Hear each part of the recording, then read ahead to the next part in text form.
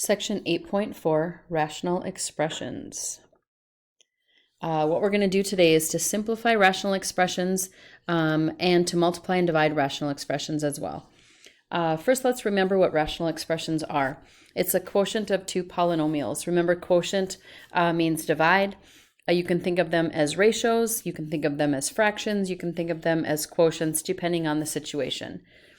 Simplest form is when the numerator and the denominator are polynomials that have no common divisors.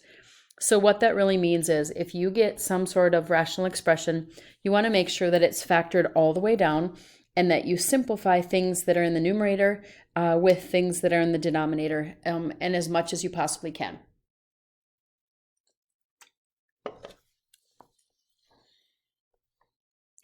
Equivalent expressions must have the same domain.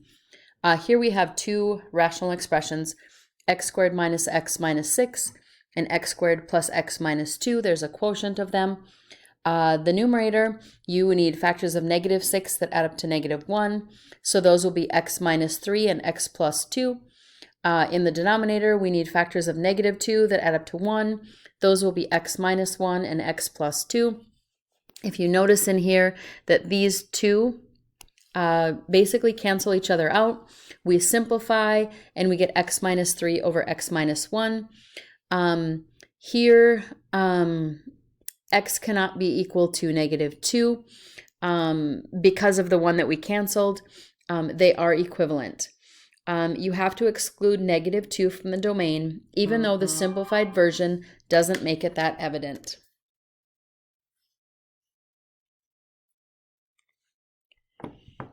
Problem number 1, what is x squared plus 7x plus 10 over x squared minus 3x minus 10 in simplified form? State any restrictions on the variables. So the first thing we're going to do is factor the numerator. We need factors of 10 that add up to 7. That will be x plus 5 and x plus 2. We're going to do the same thing in the denominator. We need factors of negative 10 that adds up to negative 3. That will be x minus 5 and x plus 2. Notice that the x plus 2's will cancel, so my simplified version is x plus 5 over x minus 5. Remember, to cancel it, it has to be exactly the same. The numbers that we cannot use would be the ones that come from the denominator, where x equals 5 and negative 2. So we're going to exclude those and say x cannot equal 5 and negative 2 because we cannot have those in the denominator, because then you're dividing by 0. So even though the x plus 2 did cancel out, you still have to use that as an exclusion or a restriction on the variable.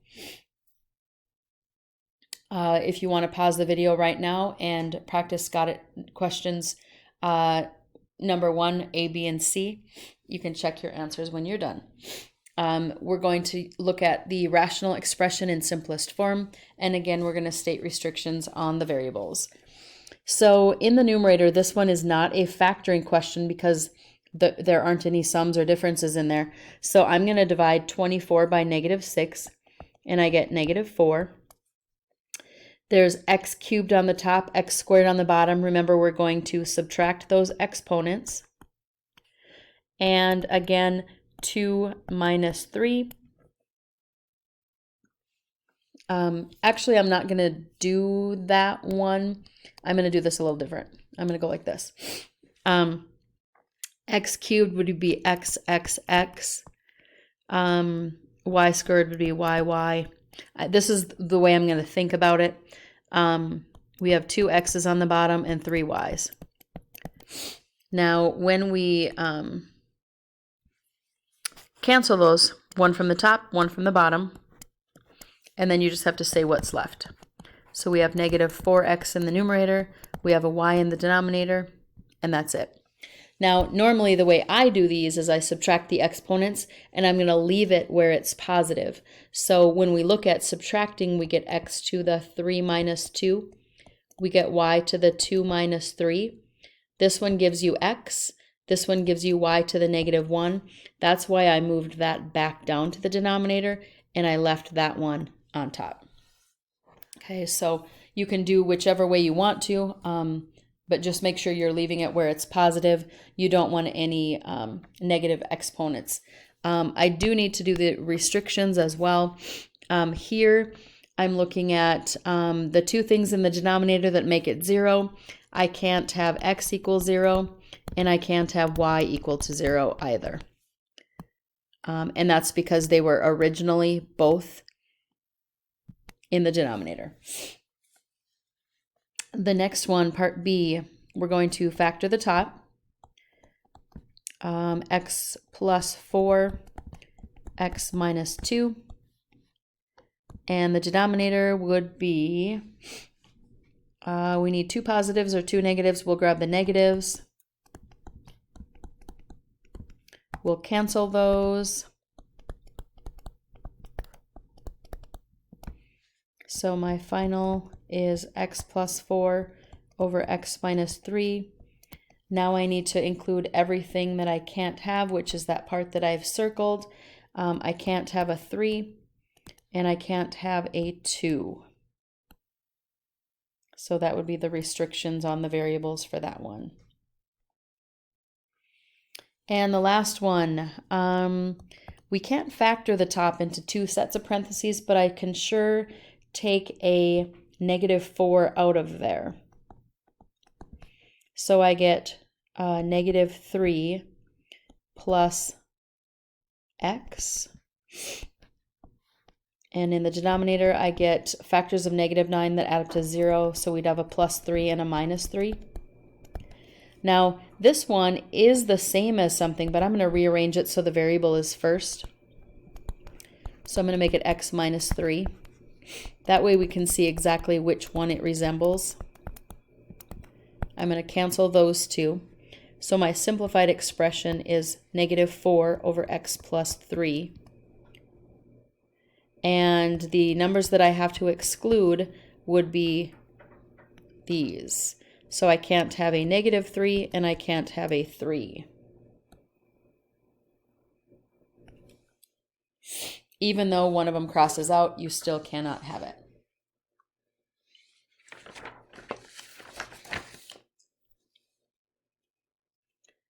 Problem number 2.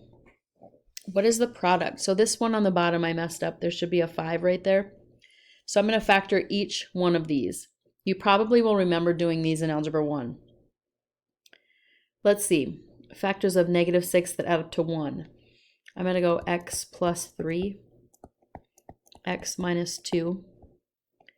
Denominator is going to stay in x minus 5. Can't do anything there. And then x minus 5, x plus 5. And in the denominator, x plus 1, x plus 3. Now, we're going to cancel as many of these as we can. The x minus 5s will cancel. The x plus 3s will cancel. Nothing else. So I'm looking at x minus 2 times x plus 5 over x plus 1. My exclusions are all of these. So x cannot equal 5, negative 1, or negative 3.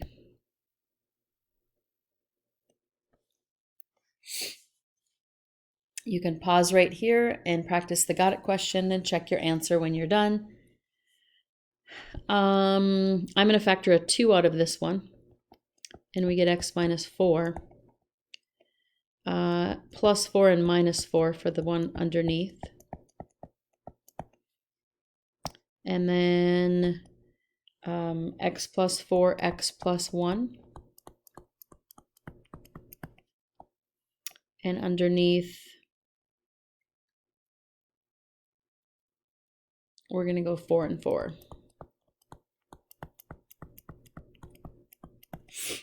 Okay, so those cancel, and that's it. So we have a 2, we have an x plus 1, and we have two x plus 4s. The numbers that we cannot have would be all of these. Sometimes they're the same, sometimes they're different. So we can't have a -4. We can't have a 4, and those would also be -4. You do not have to write them more than once. So if they are in there multiple times, you only need to write it once. Moving on to problem 3. Now we're going to go to dividing rational expressions. So we want to simplify it,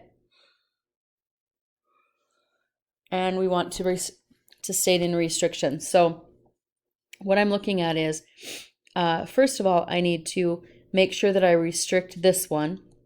Here's another restriction, and when we divide, it's the same as multiplying by the reciprocal.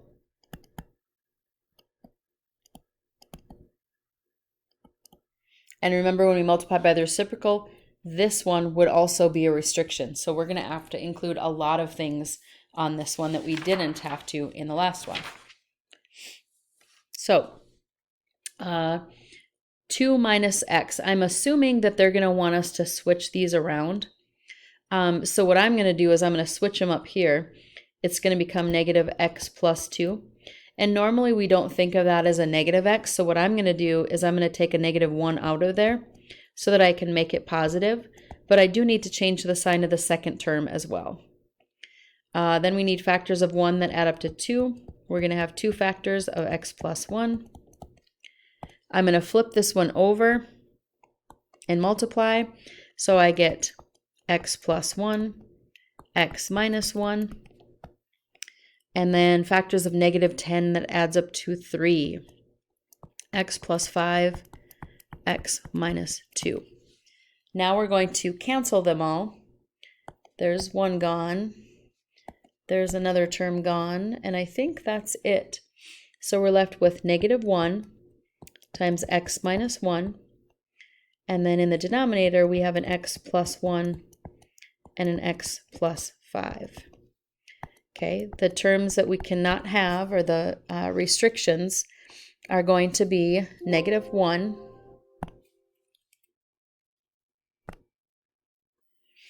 okay, so our restrictions are going to be the -1, that came from here. We need to use the 1 and the -1 from here, so I'm going to include 1, and we also have to include these on the top, which were -5 and 2. So whenever you're dividing, you have to restrict the denominator first, but when you flip it over and multiply by the reciprocal, you also have to use the numerator as well. So with division, there's a lot more restrictions than when you multiply. You can pause the video and practice got it number 3. We need 5. Oops. My battery's running low and it keeps unplugging.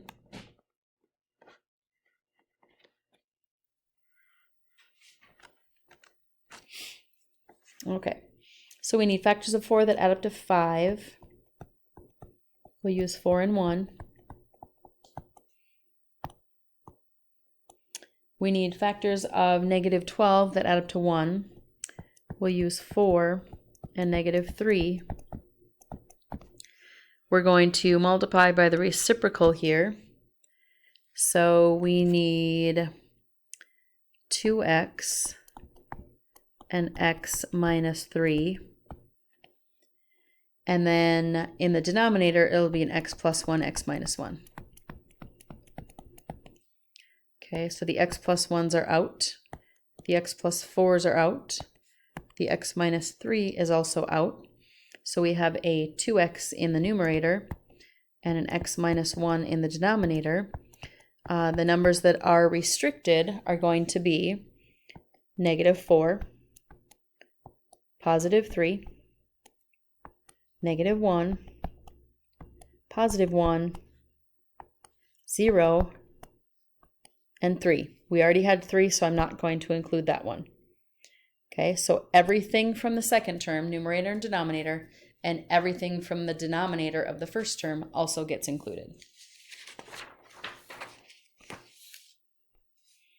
We have one more question. without calculating what's the greatest number of restrictions the quotient could have. So we're not going to factor it. We're just going to look at each term separately. From this one, we could possibly have 2 because we'd have to factor it into 2 sets of parentheses. From this one, we have a possibility of 2. And from this one, we have a possibility of 2 as well. So I'm going to say there are going to be 6. Now, that's making, that's the most that you could have. There could be some duplicates that would make that a little bit less, but the most restrictions that you could have would be 6.